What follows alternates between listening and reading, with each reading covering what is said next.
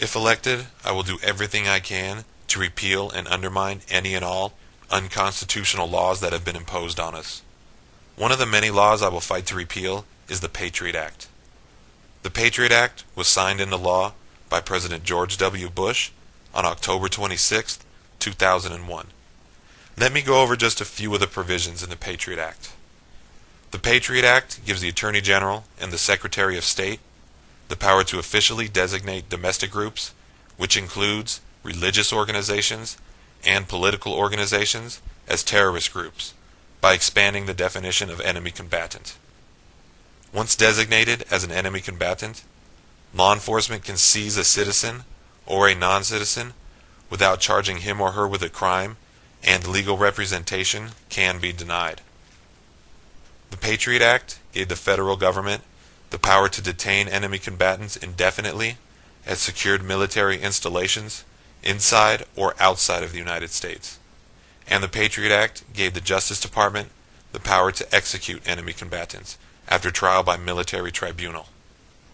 Section 802 of the Patriot Act redefined domestic terrorism to include acts dangerous to human life that are a violation of the criminal law of the United States or any state.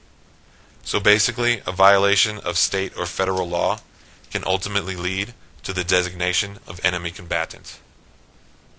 The Patriot Act extended the asset seizure program to permit seizure of assets of anybody who is suspected of terrorism, even if the person never goes to trial and even if the person is never charged with anything. On May 26, 2011, we witnessed President Barack Obama sign 4-year extensions to 3 unconstitutional provisions of the Patriot Act.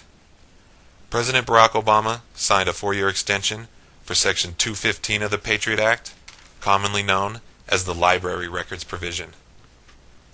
The Library Records Provision allows the FBI to obtain secret court orders for business records and other tangible things. Tangible things can mean almost anything.